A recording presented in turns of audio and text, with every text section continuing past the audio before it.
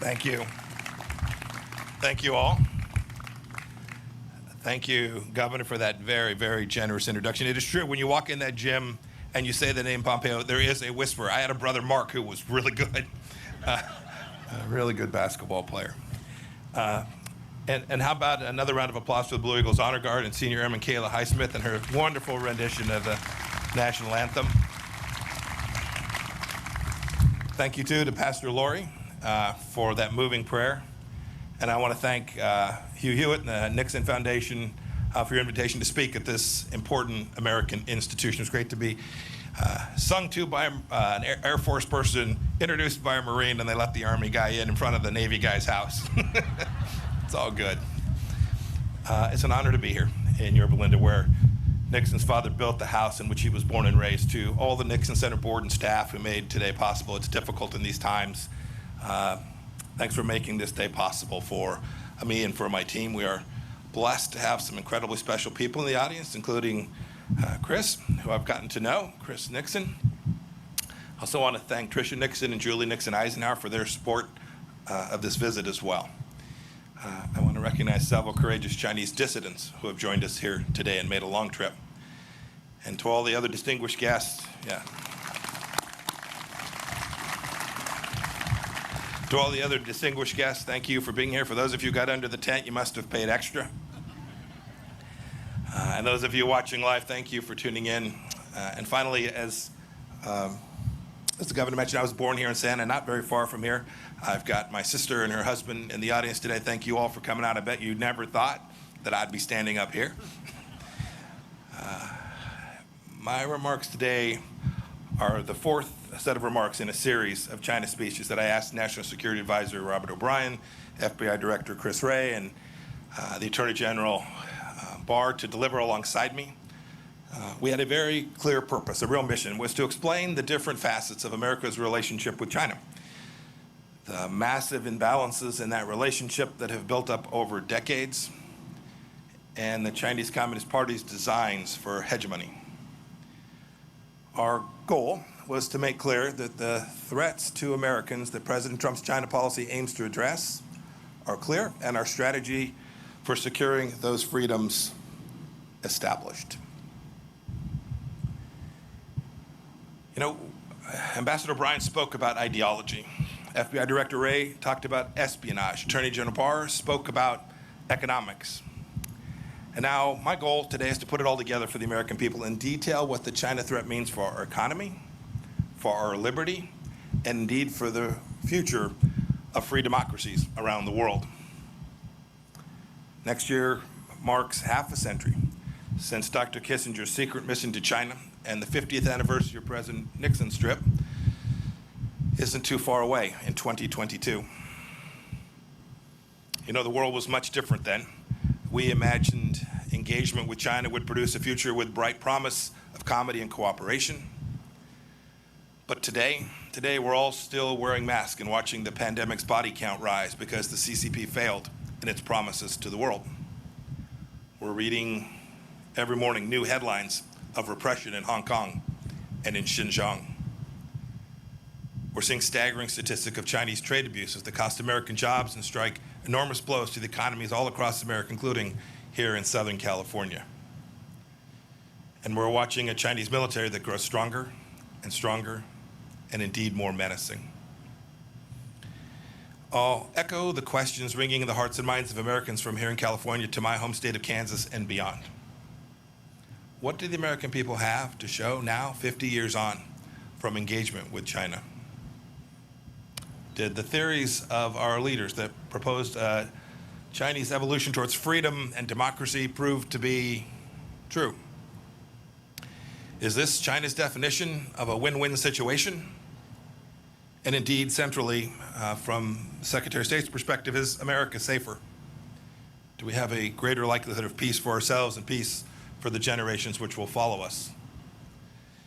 Look, we have to admit a hard truth. We must admit a hard truth that should guide us in the years and decades to come. That if we want to have a free 21st century and not the Chinese century of which Xi Jinping dreams, the old paradigm of blind engagement with China simply won't get it done. We must not continue it, and we must not return to it. President Trump has made very clear we need a strategy that protects the American economy and indeed our way of life. The free world must triumph over this new tyranny. Now, before I seem too eager to tear down President Nixon's legacy, I want to be clear that he did what he believed was best for the American people at the time, and he may well have been right. He was a brilliant student of China, a fierce Cold Warrior, and a tremendous admirer of the Chinese people, just as I think we all are. He deserves enormous credit for realizing that China was too important to be ignored, even when the nation was weakened because of its own self-inflicted communist brutality. In 1967, in a very famous foreign affairs article, Nixon explained his future strategy. Here's what he said. He said, taking the long view, we simply cannot afford to leave China forever outside of the family of nations. The world cannot be safe until China changes. Thus, our aim, to the extent we can, we must influence events. Our goal should be to induce change. And I think that's the key phrase from the entire article, to induce change. So with that historic trip to Beijing, President Nixon kicked off our engagement strategy. He nobly sought a freer and safer world, and he hoped that the Chinese Communist Party would return that commitment. As time went on, American policymakers increasingly presumed that as China became more prosperous, it would open up, it would become freer at home, and indeed present less of a threat abroad. It'd be friendlier. It all seemed, I am sure, so inevitable. But that age of inevitability is over. The kind of engagement we've been pursuing has not brought the kind of change inside of China that President Nixon had hoped to induce. The truth is that our policies and those of other free nations resurrected China's failing economy only to see Beijing bite the international hands that were feeding it. We opened our arms to Chinese citizens only to see the Chinese Communist Party exploit our free and open society. China sent propagandists into our press conferences, our research centers, our high schools, our colleges, and even into our PTA meetings. We marginalized our friends in Taiwan, which later blossomed into a vigorous democracy. We gave the Chinese Communist Party and the regime itself special economic treatment, only to see the C.C.P. insist on silence over its human rights abuses as the price of admission for Western companies entering China. Ambassador Bryant ticked off a few examples just the other day. Marriott, American Airlines, Delta, United all removed references to Taiwan from their corporate websites so as not to anger Beijing. And Hollywood, not too far from here, the epicenter of American creative freedom and self-appointed arbiters of social justice, self-censors even the most mildly unfavorable reference to China.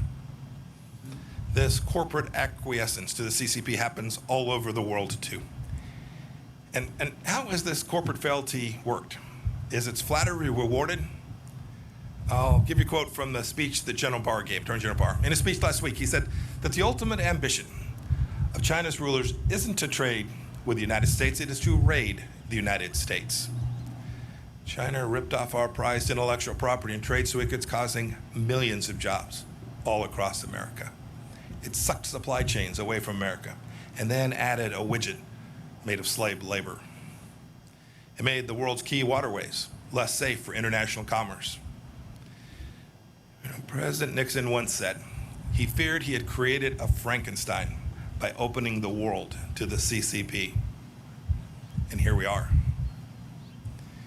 Now, people of good faith can debate why free nations allowed these bad things to happen for all these years. Perhaps we were naive about China's virulent strain of communism, or triumphalists after our victory in the Cold War, or cravenly capitalist, or hoodwinked by Beijing's talk of a peaceful rise. Whatever the reason, today China is increasingly authoritarian at home and more aggressive in its hostility to freedom everywhere else. And President Trump has said enough. I don't think many people on either side of the aisle dispute the facts that I've laid out today. But even now, some are insisting that we preserve the model of dialogue for dialogue's sake. Now, to be clear, we'll keep on talking, but the conversations are different these days. I traveled to Honolulu now just a few weeks back to meet with Yang Jisheng. It was the same old story. Plenty of words, but literally no offer to change any of the behaviors. Yang's promises, like so many the C.C.P. made before him, were empty. His expectations, I surmise, were that I'd cave to their demands, because frankly, this is what too many prior administrations have done. I didn't, and President Trump will not either. As Ambassador O'Brien explained so well, we have to keep in mind that the C.C.P. regime is a Marxist-Leninist regime. General Secretary Xi Jinping is a true believer in a bankrupt totalitarian ideology. It's this ideology that informs his decades-long desire for global hegemony of Chinese communism. America can no longer ignore the fundamental political and ideological differences between our countries, just as the C.C.P. has never ignored them. My experience in the House Intelligence Committee, and then as director of the Central Intelligence Agency, and my now 2+ years as America's Secretary of State have led me to this central understanding that the only way to truly change communist China is to act not on the basis of what Chinese leaders say, but how they behave. And you can see American policy responding to this conclusion. President Reagan said that he dealt with the Soviet Union on the basis of trust but verify. When it comes to the C.C.P., I say we must distrust and verify. We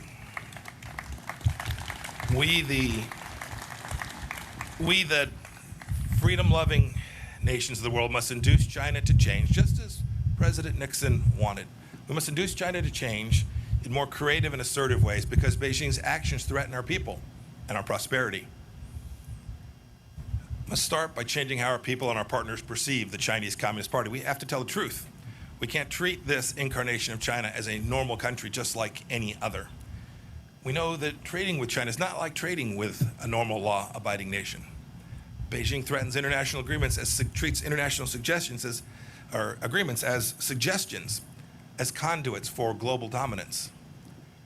But by insisting on fair terms, as our trade representative did when he secured our Phase 1 trade deal, we can force China to reckon with its intellectual property theft and policies that have harmed American workers.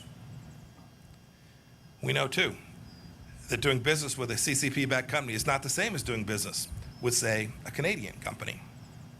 They don't answer to independent boards, and many of them are state-sponsored and so have no need to pursue profits. A good example is Huawei. We stopped pretending Huawei is an innocent telecommunications company just showing up to make sure you can talk to your friends. We've called it what it is, a true national security threat, and we've taken action accordingly. We know, too, that if our companies invest in China, they may wittingly or unwittingly support the Communist Party's gross human rights violations. Our Departments of Treasury and Commerce have thus sanctioned blacklisted Chinese leaders and entities that are harming and abusing the most basic rights for people all across the world. Several agencies have worked together on a business advisor to make certain that our CEOs are informed of how their supply chains are behaving inside of China. We know too that not all Chinese students and employees are just normal students and workers that are coming here to make a little bit of money and to garner themselves some knowledge.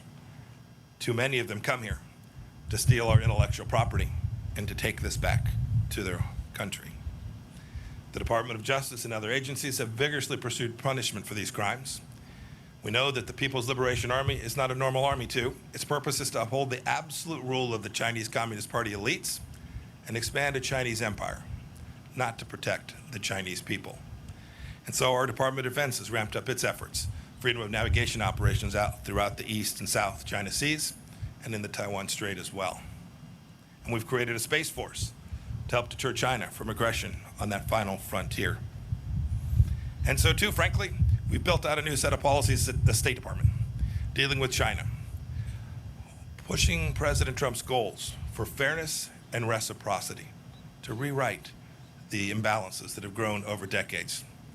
Just this week, we announced the closure of the Chinese consulate in Houston because it was a hub of spying and intellectual property theft. We reversed 2 weeks ago 8 years of cheek turning with respect to international law in the South China Sea. We've called on China to conform its nuclear capabilities to the strategic realities of our time.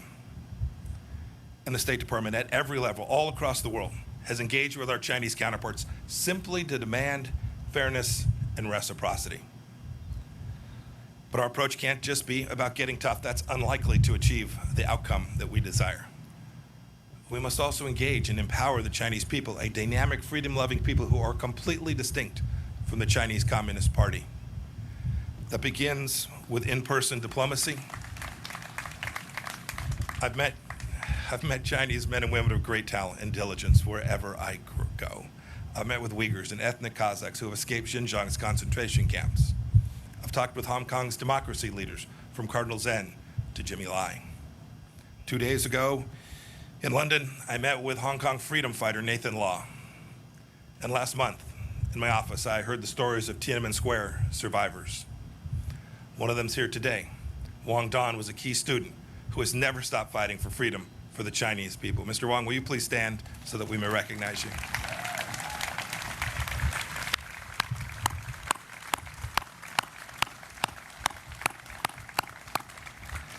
Also with us today is the father of the Chinese democracy movement, Wei Jinsheng. He spent decades in Chinese labor camps for his advocacy. Mr. Wei, will you please stand?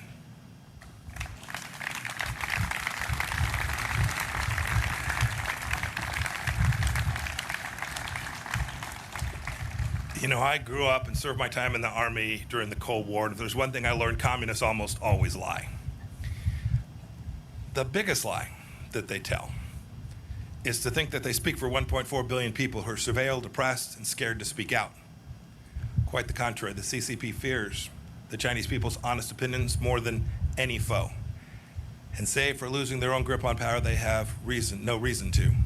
Just think how much better off the world would be, not to mention the people inside of China, if we had been able to hear from the doctors in Wuhan and they'd been allowed to raise the alarm about the outbreak of a new and novel virus. For too many decades, our leaders have ignored, downplayed the words of brave Chinese dissidents and warned us about the nature of the regime we're facing, and we can't ignore it any longer. They know as well as anyone that we can never go back to the status quo. But changing the CCP's behavior cannot be the mission of the Chinese people, and free nations have to work to defend freedom. It's the furthest thing from easy. But I have faith we can do it. I have faith because we've done it before. We know how this goes. I have faith because the CCP is repeating some of the same mistakes that the Soviet Union made. Alienating potential allies, breaking trust at home and abroad, rejecting property rights and predictable rule of law. I have faith. I have faith because of the awakening I see among other nations that know we can't go back to the past in the same way that we do here in America. I've heard this from Brussels to Sydney to Hanoi. And most of all, I have faith we can defend freedom because of the sweet appeal of freedom itself. Look at the Hong Kongers clamoring to emigrate abroad as the CCP tightens its grip on that proud city. They wave American flags. It's true. There are differences. Unlike the Soviet Union, China is deeply integrated into the global economy. But Beijing is more dependent on us than we are on them.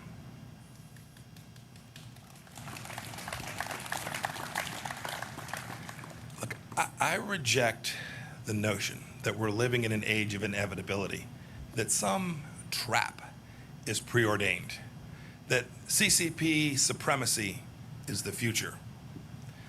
Our approach isn't destined to fail because America is in decline. As I said in Munich earlier this year, the free world is still winning. We just need to believe it and know it and be proud of it. People from all over the world still want to come to open societies. They come here to study. They come here to work. They come here to build a life for their families. They're not desperate to settle in China. It's time. It's great to be here today. The timing is perfect. It's time for free nations to act. Not every nation will approach China in the same way, nor should they. Every nation will have to come to its own understanding of how to protect its own sovereignty, how to protect its own economic prosperity, and how to protect its ideals from the tentacles of the Chinese Communist Party. But But I call on every leader of every nation to start by doing what America has done, to simply insist on reciprocity, to insist on transparency and accountability from the Chinese Communist Party. It's a cadre of rulers that are far from homogenous, and these simple and powerful standards will achieve a great deal. For too long, we let the CCP set the terms of engagement, but no longer. Free nations must set the tone. We must operate on the same principles. We have to draw common lines in the sand that cannot be washed away by the CCP's bargains or their blandishments. Indeed, this is what the United States did recently when we rejected China's unlawful claims in the South China Sea once and for all, as we have urged countries to become clean countries so that their citizens' private information doesn't end up in the hand of the Chinese Communist Party. We did it by setting standards. Now, it's true, it's difficult. It's difficult for some small countries. They fear being picked off. Some of them, for that reason, simply don't have the ability or the courage to stand with us for the moment. Indeed, we have a NATO ally of ours that hasn't stood up in the way that it needs to with respect to Hong Kong because they fear Beijing will restrict access to China's market. This is the kind of timidity that will lead to historic failure, and we can't repeat it. We cannot repeat the mistakes of these past years. The challenge of China demands exertion, energy from democracies, those in Europe, those in Africa, those in South America, and especially those in the Indo-Pacific region. And if we don't act now, ultimately, the CCP will erode our freedoms and subvert the rules-based order that our societies have worked so hard to build. If we bend the knee now, our children's children may be at the mercy of the Chinese Communist Party, whose actions are the primary challenge today in the free world. General Secretary Xi is not destined to tyrannize inside and outside of China forever unless we allow it. Now, this isn't about containment. Don't buy that. It's about a complex new challenge that we've never faced before. The USSR was closed off from the free world. Communist China is already within our borders. So we can't face this challenge alone. The United Nations, NATO, the G7 countries, the G20, our combined economic, diplomatic, and military power is surely enough to meet this challenge if we direct it clearly and with great courage. Maybe it's time for a new grouping of like-minded nations, a new alliance of democracies. We have the tools. I know we can do it. Now we need the will. To quote scripture, I ask, is our spirit willing, but our flesh weak? If the free world doesn't change, Communist China will surely change us. There can't be a return to the past practices because they're comfortable or because they're convenient. Securing our freedoms from the Chinese Communist Party is the mission of our time, and America is perfectly positioned to lead it because our founding principles give us that opportunity. As I explained in Philadelphia last week, staring at Independence Hall, our nation was founded on the premise that all human beings possess certain rights that are unalienable, and it's our government's job to secure those rights. It is a simple and powerful truth. It's made us a beacon of freedom for people all around the world, including people inside of China. Indeed, Richard Nixon was right when he wrote in 1967 that the world cannot be safe until China changes. Now it's up to us to heed his words. Today, the danger is clear, and today the awakening is happening. Today, the free world must respond. We can never go back to the past. May God bless each of you. May God bless the Chinese people. And may God bless the people of the United States of America. Thank you all.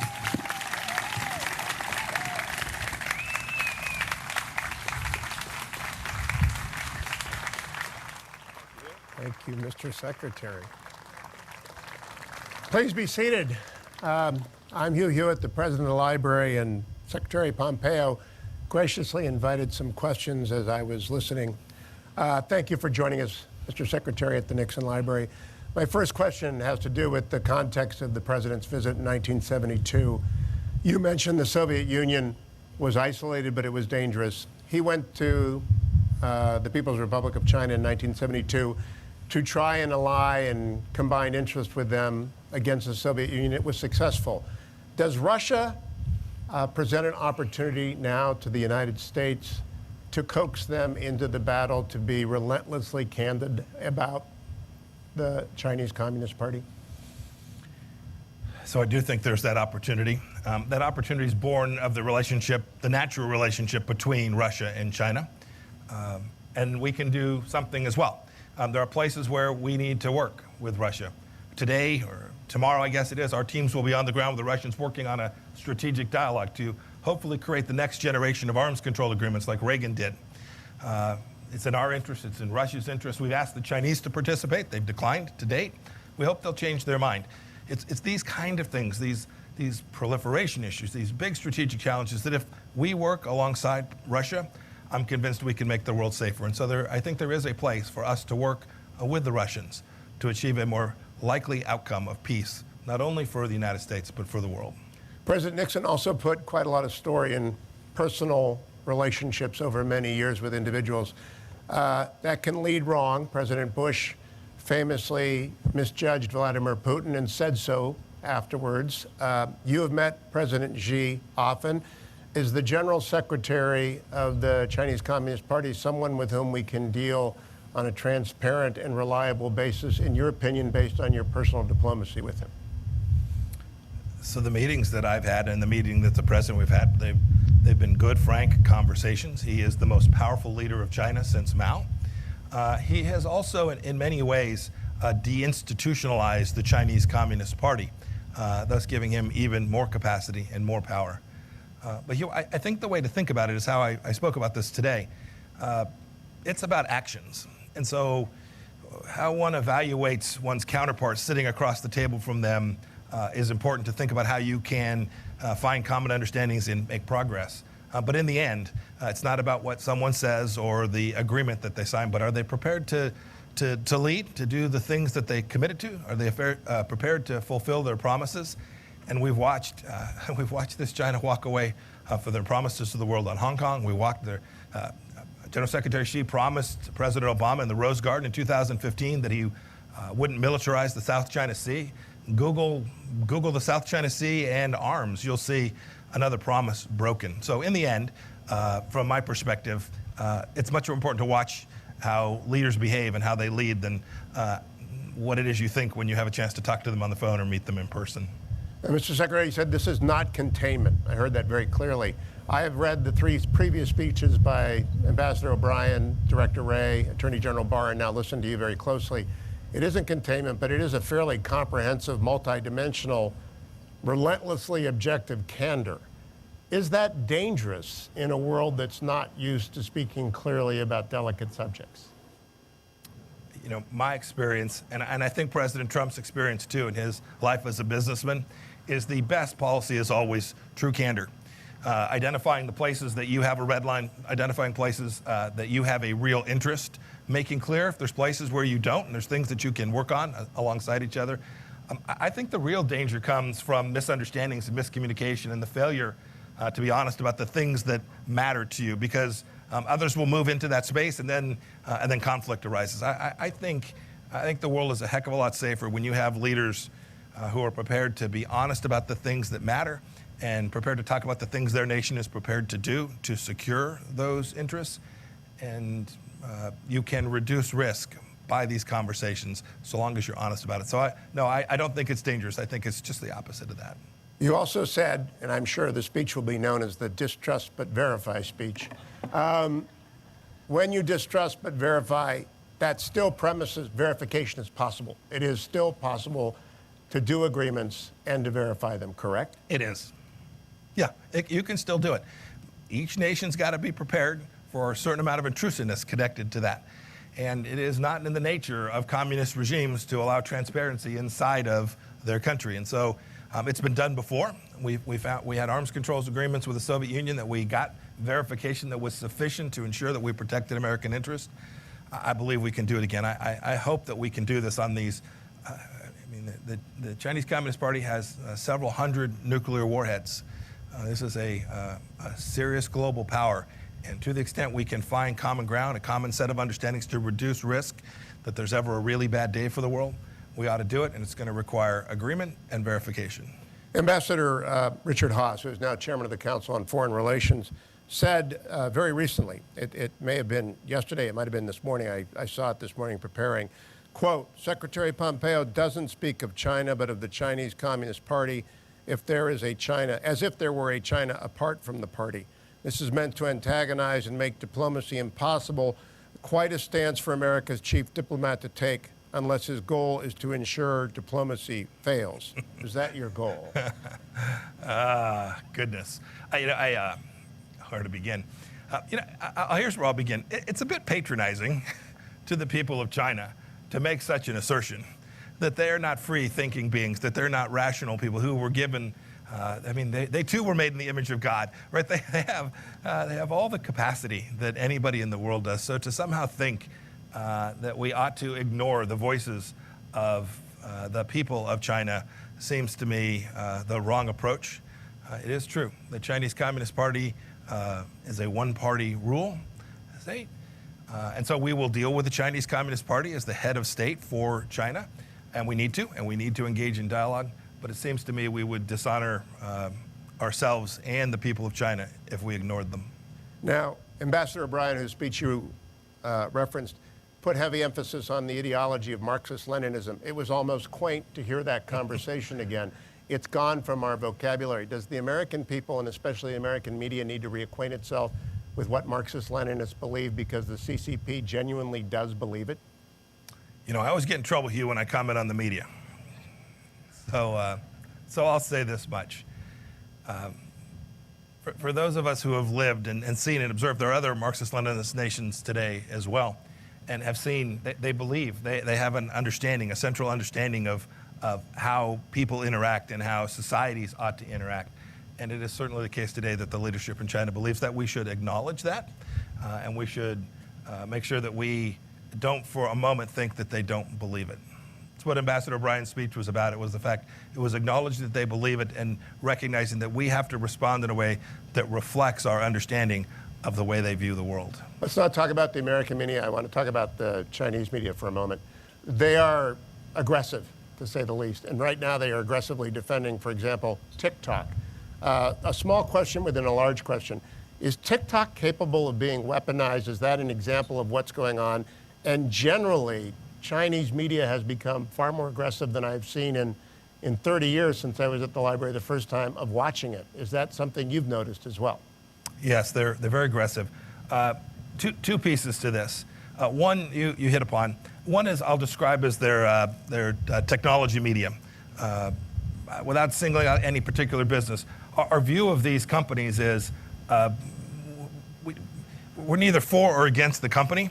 We're about making sure that we protect the information that belongs to each of you, your health records, your face, if it's a facial recognition software, your address, all the things that you carry that you want to make sure the Chinese Communist Party doesn't have. We have a responsibility to make sure that the systems that you're using don't give them access to that. And so whether it's the efforts we made against Huawei or the work that we're doing on other software firms, the American task is to protect the American people and their information. Second piece of this has to do with their what I'll call the state-sponsored media of China and their disinformation. You should know, and this is where I am concerned about the American media too. These are state-sponsored media organizations that take their messaging from the Chinese Communist Party each day. When American institutions pick up those storylines and carry them forward, they are in fact propagating Chinese propaganda, and we all ought to be wise to that. There was an editorial in the New York Times yesterday by someone who had a clear view that was antithetical to the American way of life. The New York Times ran it straight up without comment, forwarding, although albeit in the opinion section, but propagating Chinese propaganda. That is certainly not instructive when they're telling senators from Arkansas they can't simply talk about American freedom in that same media outlet. You mentioned that a lot of corporate America, and you mentioned specifically Hollywood, have got deep intertwinement with the Chinese economy. So I don't want to talk about soft power, I want to talk about soft appeasement. One of my favorite sports figures, LeBron James, falls silent when China comes up. In the new Top Gun movie, the Taiwan and Japanese patches are taken off Maverick's jacket. They're not going to be in Top Gun 2. They were in Top Gun 1. What do you say, not to those individuals, but to everyone who has an American spotlight about their responsibility to be candid about the People's Republic of China? Here's our ask. Our ask is, if you claim that you care about human rights or your social justice or these things, if you make that part of your corporate theology, then you ought to be consistent. And you can't be consistent if you're operating there in China without talking about and acknowledging what the Chinese Communist Party is doing in certain parts of their country, the oppression that's taking place. Look, every business leader has got to make decisions for themselves. They've got to be able to live with the decisions that they make. You highlighted a few. I'd simply ask this. If you run an entity and the United States government were to tell you you couldn't do something, put a particular symbol in your movie or put a particular name on your menu, if we were to tell you that, you'd say, nope, that's not appropriate, and it, of course, would not be appropriate. It seems to me that if you permit the Chinese Communist Party to limit you in that way, it's got to be difficult for you to go home at night. Two more questions, Mr. Secretary. Because it is hot and it is warm, and everyone out here has been in the sun for a while. You're a West Point graduate, and as Governor Wilson noted, #1, so this might be tough for you, but we are in, like Athens was a naval power, America is a naval power, and as like Sparta is, China is a land power. Do we not have to change how we approach defense spending to put more emphasis on our naval resources than on our Army resources? Oh, that's tough for an Army guy to say. I know. That's just, you're killing me. Look, I'll leave to Secretary Esper the details of this, but here's what I can say. When President Trump set out our national security strategy early on in the administration, for the first time, we identified China in a way that was fundamentally different than we had done, this isn't partisan, for decades.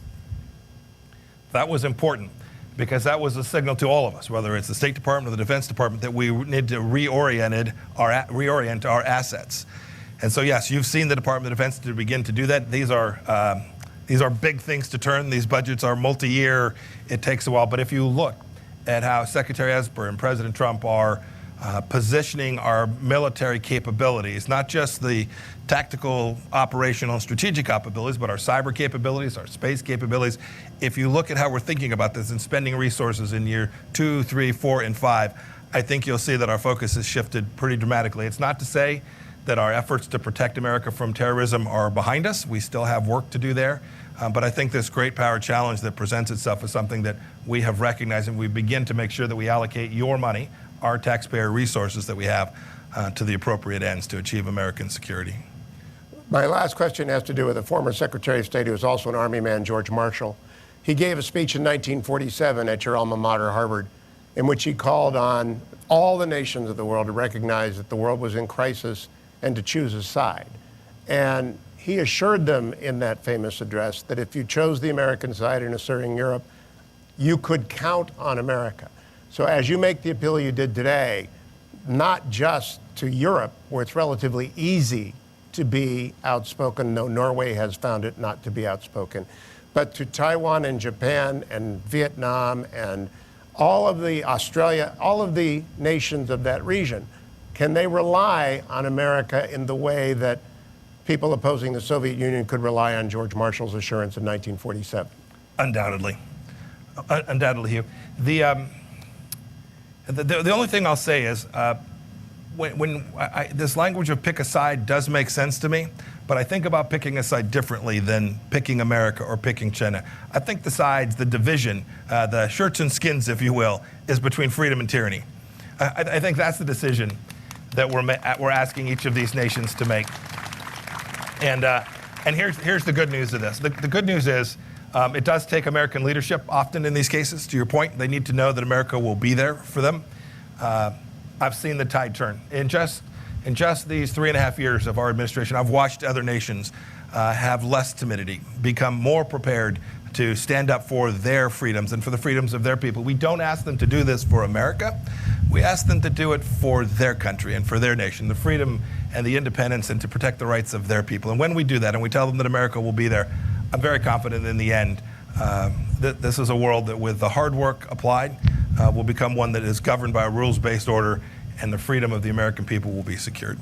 Mr. Secretary, thank you for joining us here today. Thank you. Please join me in thanking the Secretary. Thank you all.